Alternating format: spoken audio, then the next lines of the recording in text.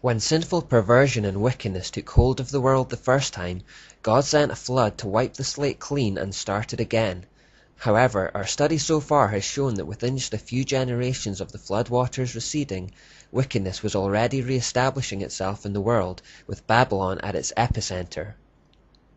It seems that as long as people are unified and left to their own devices, the result will always be a swift descent into degradation, the natural state of the unreformed human heart. God had already promised not to reset the world with a flood again, and even if he did, it would only be a few generations before he would need to do it again. C.S. Lewis put this well in Mere Christianity. What Satan put into the heads of our remote ancestors was the idea that they could be like gods, could set up on their own as if they had created themselves, be their own masters, invent some sort of happiness for themselves outside of God, apart from God. And out of that hopeless attempt has come nearly all that we call human history. Money, poverty, ambition, war, prostitution, empires, classes, slavery. The long terrible story of man trying to find something other than God which will make him happy. The reason why it can never succeed is this. God invented us as a man invents an engine. A car is made to run on gasoline, and it would not run on anything else. Now God designed the human machine to run on himself. He himself is the fuel our spirits were designed to burn, or the food our spirits were designed to feed on. There is no other. That is why it is just no good asking God to make us happy in our own way without bothering about religion. God cannot give us a happiness and a peace apart from himself, because it is not there. There is no such thing. That is the key to history. Terrific energy is expended, civilizations are built up, excellent institutions devised, but each time something goes wrong. Some fatal flaw always brings the selfish and cruel people to the top, and it all slides back into misery and ruin. In fact, the machine conks. It seems to start up all right and runs a few yards, and then it breaks down. They are trying to run it on the wrong juice. That is what Satan has done to us humans.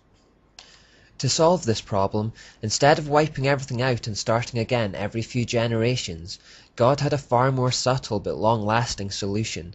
So long-lasting that it is only now, in the 21st century, that mankind is getting close to reversing it.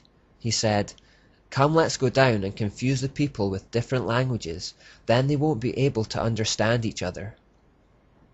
The key to confounding the building of the Tower of Babel and the satanic agenda that it represented was to confuse their language, thus inhibiting them from working together. It brought confusion and eventually caused them to scatter, leaving their plans unfinished. In that way, the Lord scattered them all over the world. Babel literally translates as confusion, and it is the word through which we get Babel in English. But as the people scattered, they carried with them the remnants of their mystery Babylon religion wherever they went. This religious system of muddled half-truths and inversions of the truth spread across the globe, and it formed the wellspring for all subsequent false religions and endless mythological systems. And this is where the story gets trickier to follow. As the people scattered outwards from Babylon and into the rest of the world, the single, easily identifiable mystery religion became different things in different places at different times. Marduk or Nimrod, Astarte or Semiramis and Tammuz had already been given multiple names to represent different parts of their character, and had then developed into distinct personalities as legends and myths cropped up around them. These distinct personalities were then assigned to various aspects of daily living. There was the god of war, the god of the sea, the god of fertility, and the sun god, etc. Indeed, a god or goddess for just about everything. So we already had perhaps hundreds of gods. But because everyone now spoke a different language and they had moved to different regions around the world, these gods and goddesses assumed different names depending on the location. In Greece, Astarte became known as Aphrodite or Athena. In Egypt, she became Isis. In Canaan, she became Ishtar. In Ephesus, she became Diana. In Israel, she became Ashtoreth. The Phrygians knew her as Cybele.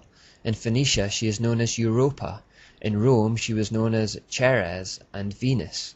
As the goddess of Thelema, she is Nuit, Tanuit, or Anuit. In India, she became Kali. So the gods multiplied and hundreds became thousands. It's estimated that there are around 5,000 different names altogether for the goddess stemming from Semiramis alone. As I read those names, some of them will have rang a bell while others will be more obscure.